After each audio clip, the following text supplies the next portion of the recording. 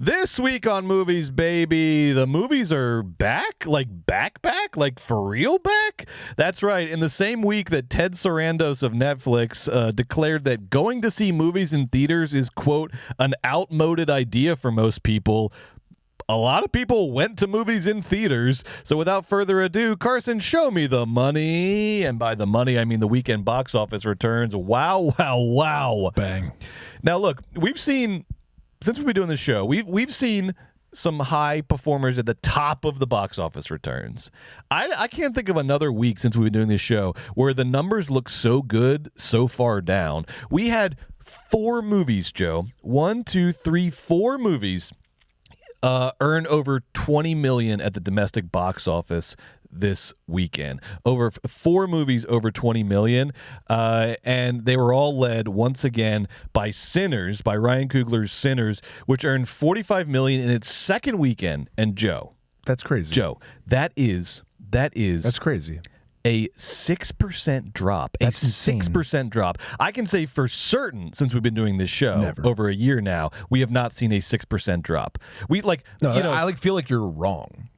That's how shocking that is. Here's the last time we saw a drop like this, and you're not going to believe it. The last time there was a drop as small as this, a 6% drop, the first Avatar in 2009. The first Avatar. This is the second smallest second weekend drop for a movie that cost over $40 million, second to James Cameron's Avatar, the highest grossing movie of all time. That's very fucking good. Oh. That's very good. But it wasn't just Sinners, Joe. Let's run down the list here and then we'll get some analysis on each of these.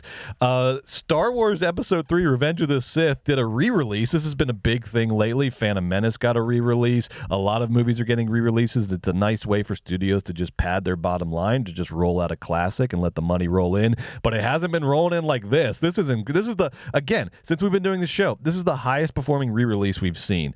Star Wars Episode 3 brought in $25 million domestic. It did another 20 internationally for a total of $45 million. Episode 3, they just rolled it out of the archive and it brought in $45 million. Is that not? That number is humongous. It's crazy. That's crazy. If it did 8, we'd be saying this is a great strategy for the studio to $40 million. $45 million. $45 million.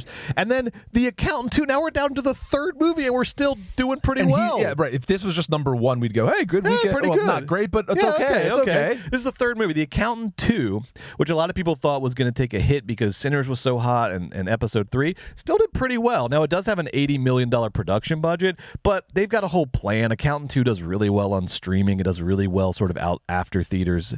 So to start off with $25 million opening weekend, and it added another about 14 internationally. It did 38 total, so a $38 million opening weekend worldwide. Not a bad start. It's a good start. It's a solid start for a movie that cost $80 million. I bet they're a little like, I can't believe we released the weekend when the re-release Star Wars hit so big. They have to be like, fuck, I can't believe it. We couldn't even pull 2 instead of 3 over the re-release. Damn, I guess that's a little disappointing, but Brett's right. Overall keep an eye on the gross. You're going to be fine. Keep an eye on the gross. Don't worry about coming in third. But keep an eye on the gross. Ego-wise, it must be a little bummer.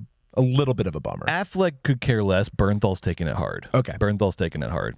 And then coming in fourth, once again, Minecraft movie continues to bring it in. That's good. $22 million in its fourth weekend. It's up to $816.5 million worldwide. It's closing in on that $1 billion mark. It wants to be the first American $1 billion movie of the year. Of course, we had Neja 2 as the other $1 billion movie, and I think it's going to do it. I mean, it's under $200 million away now, and it's still raking. That drop is pretty modest for a fourth weekend. So, what do you think? Do you think Minecraft movie hits $1 billion? Brad, I've been saying it for weeks, of course. Okay, I just wanted an updated easy peasy, take. lemon squeezy. Great. And then also, like, insanely after all of that, we got another, like, kind of mid to low budget horror movie. These things have been coming out like clockwork this year, and they've all been making basically the same amount of money. Until Dawn, this thing cost $15 million to make, and it made $8 million domestic and another 10 internationally for an $18 million opening weekend. So even after those big four claps for Until Dawn, the mid to low budget horror movie made its bones too. I think everyone came out to the movies. Until Dawn specifically is a video game adaptation, so some folks might tell you that's disappointing, but I agree with Brett. I mean, hey, you already did it.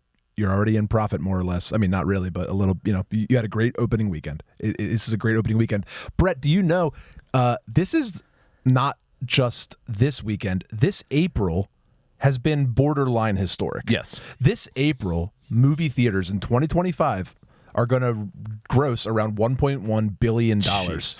That is on par with the same numbers 9 and 10 years ago in April. Wow. In April 10 years ago, when Furious 7 was leading the box office earned 1.1, 1.2. And now here we are 10 years later, post-COVID. I thought movies died a long time ago is what they keep telling me. And here we are again, 10 years later, $1.1 billion April, on pace for a great year for the box office. You can't kill the movies, baby. We go through this over and over and over again. The movies are dead. The movies are slowing down. Every 10 to 20 years we have this conversation, and then they survive. And they survive by being original and being dynamic and providing experiences that you can't get outside of the movie theater. And I feel like we need to start again with Sinners this week, because that's the movie that has led this charge. And you see what happens. A lot of this does feel like down ballot energy coming off of Sinners. That this is what happens when movies become part of the conversation again. It just takes one to get movies into the conversation. Not everyone is even going to Sinners, but people are talking about the movies, talking about the experience of going to the movies. And Minecraft movie too. Just want to quick shout out to Minecraft. But obviously Sinners is the heartfelt original leader with the absolutely stellar financial figures that would remind you, as excited as Warner Brothers was about Minecraft, I imagine they're just as excited about Sinners. I hope so, because let's talk about, the sort of roller coaster ride of this Sinners phenomenon, because after last weekend's opening weekend, there was some discourse that surfaced. And specifically, you had some people in the industry trying to throw a little bit of cold water on the Sinners phenomenon, because I guess we just can't have our, cake and eat it too. Somebody's got to be mad about something. So some of the discourse coming out, and this was like, in Variety, in the trades, in Vulture as well, was two parts. Number one, yes, it made a lot of money, but it also cost a lot of money. That's something that we talk about a lot. But we normally bring that up when there's a much bigger disparity between the opening weekend's returns and the production budget. In this case, the two things were not too far off, and the movie looked like it was on track for profit coming out of the first weekend. That's before the big second weekend. But still, Variety elsewhere wanted to remind everybody, don't pop the champagne yet. This movie cost a lot of money, and it's got a long way to go before profit. And then you had people like Ben Stiller clapping back and saying, what are you talking about? Like, how don't you feel the energy around this? Don't you feel that this is going to continue to grow? That phenomenons like this don't just like go away after one weekend. This is a unequivocal success story, and you're weirdly throwing cold water on it for some reason or another. But then you also had people at the studios, unnamed sources, talking about the studio system's concerns about the deal that Ryan Coogler got on this movie. That Coogler got some unprecedented things thrown his way, although they're not really that unprecedented. There's other directors who have gotten this as well.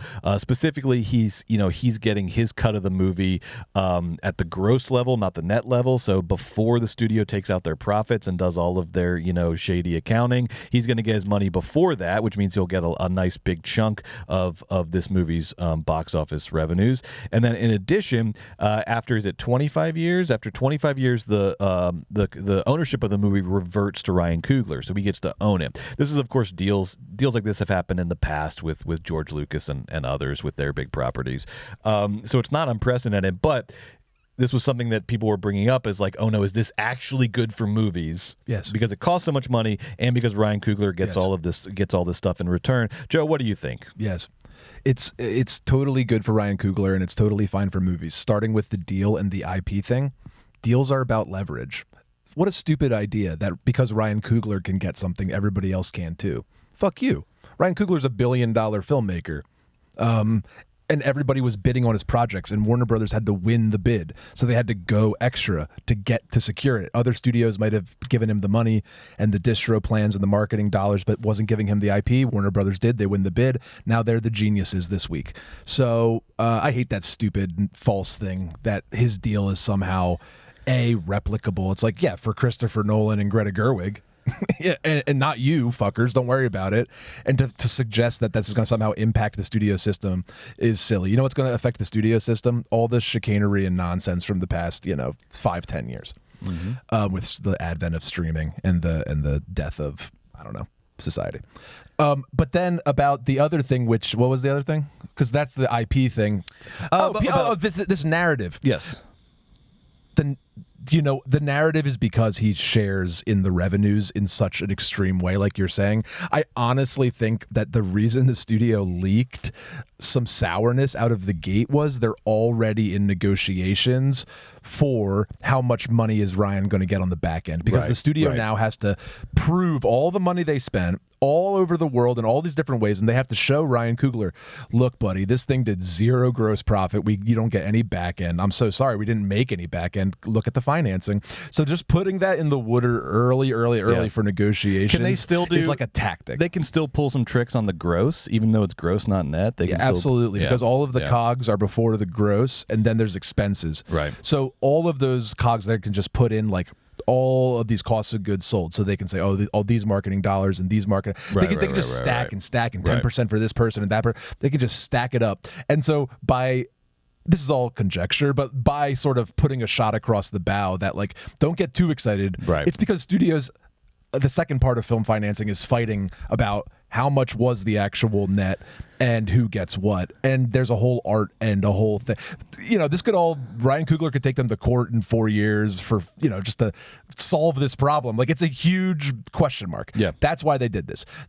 People also want to suggest that people wanted to downplay Black success. Yeah. Well, I guess there's always 10 to 100% of that and everything. Yeah. But I bet this is the social media team at Variety and the New York Times trying to fucking get some impressions by being a hater. And then the second thing is it was leaked by the studio because the studio's already in negotiations for that back end. Right. So this is them the studio's trying to develop some counter leverage. That's because Ryan Coogler has all the leverage in the world right now. He's got the biggest original movie in 5 years, and he's already on his way to becoming, I think, our next Christopher Nolan. So he's got all the leverage in the world. Right. But studios hate that. They hate when the directors have so much power and they're getting so much money. Where's my money? Says David Zaslav. I think everyone can make money off of this if they play it correctly, and then everybody will. And I also am looking here because I know, the studios are terrified of being accused of being woke and accused of DEI, all this nonsense. The studios are just shivering in their boots anytime those words come up. So let's throw all that out and just look at the thing that you love best, which is just some cold, hard numbers. What do the actual numbers say? Where's the money going? What's making money? Because I see a trend developing here, Joe, off of the success of Sinners. As last week we pointed out that Sinners is the best performing original IP movie in Hollywood since Jordan Peele's Us in 2019. Now, what do those two movies have in common? They both have black directors. Now, in addition to that, what was one of the real surprise hits so far of this year at the box office? I'm not talking about it was critically acclaimed as well, but at the box office, this movie made a nice chunk of change off of its production budget. One of them, Days, directed by Lawrence Lamont, also a black director. And so we're starting to see a trend developing here that has nothing to do, you don't even have to worry about culture and race or any of that. If you're a studio, you can just focus on what you want to focus on, which is the money. Let's just focus on the money. That's what you're always saying. It's just about dollars and cents. So let's focus on the dollars and cents. We talk about what's the future of original IP in Hollywood. Where is that original IP going to come from? Or are we just going to get drowned in franchise movies until we all die? Well, it looks to me like the future of original IP in Hollywood is is black directors. I mean, it's right there in writing. It's right there. The bottom line says it. So if Hollywood wants to save original IP and wants to make money, continue to make money off original IP, it sounds like what they have to do is invest in black directors, invest in more black directors. And it sounds like they're starting to do that as well. I mean, Jordan Peele and Ryan Coogler are now two of the pillars of original IP in Hollywood. I would also shout out, I mean, I know the movie Magazine Dreams has the kind of stain of Jonathan Majors' participation in it, but that director, Elijah Bynum, is fantastic. You have a lot of people who I think are now in line. You know, if you know, how about Ramel Ross? Ramel Ross from Nickel Boys. We just mentioned Lawrence Lamont, who directed One of Them Days. Also, the writer of One of Them Days, Sarita Singleton, I think has a lot of potential to helm her own projects as well. That movie was fantastically written and had a real sense of pace and old school comedy timing. So we have a lot of black filmmakers, black writers who are in the kind of next up position. So I think let's keep this going. It sounds like this is what people want to see. These movies get all kinds of audiences out to the theater, but in particular, they get, we saw Sinners had like 45% of Sinners opening weekend was black audiences coming out to that movie. So these movies have a lot of support from black audiences, but from diverse audiences as well. But it's just right there in writing. I mean, a 6% drop second weekend. We haven't seen anything like this. That's insane. We haven't seen anything like this since Avatar. If there's a 40% drop, that's good news. Absolutely. 40%. 6% is unheard of. 6% is unheard of. 6% means I feel like we're wrong. 6% is like but it's crazy. So here's my final question for you on Sinners. Is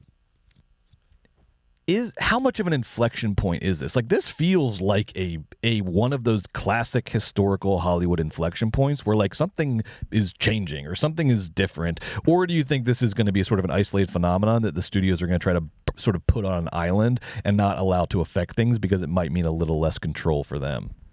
Well, in regards to the deal structure, I mean, deal structure is that's just one at a time. Like this doesn't affect the larger Hollywood deal structure stuff. I think that what this really affects at the end of the day is Ryan Coogler. I think Ryan Coogler's set. He's Christopher Nolan now. He's the man, and he's going to get to rip off a bunch of great films with nice, strong budgets at any studio he wishes to work in. The larger effects for the film industry, basically the effect being we're going to spend more on original IP and bet on auteurs and stuff, all of that TBD, just based on it's not Sinners' fault, it's based on just the outside collapse of the larger entertainment industry and infrastructure and how media dollars will be deployed over the next 5 to 10 years. That's a TBD. But Sinners is, if it's not an inflection point, it's a powerful memory that everyone's going to remember for the next 10 years as they try to put exciting things into theaters to build those big theatrical events, to build these big like communal watering hole movies that everybody wants to go to and be a part of. I mean, they're going to strive for this 10 different ways. Some people are going to say, we need to make more horror vampire movies starring black actors. Like, they don't get it. We need to hire Ryan Coogler. It's like, okay, you kind of get it. And then someone might be like, we need to invest in like really smart, cool people that have like big, great ideas that really get it, know how to make a movie. You know, like somebody will get it. I don't know how it's going to manifest though, Brett. It's just too much uncertainty out there for Hollywood to like get the note. And next year we're just going to be overwhelmed with beautiful original pieces of $100 million IP. I don't think so. Yeah, TBD, but certainly we have an interesting template developing here in the midst of what was otherwise a catastrophic kind of year so far. April, the month no one expected, April has saved the box office and perhaps the movies.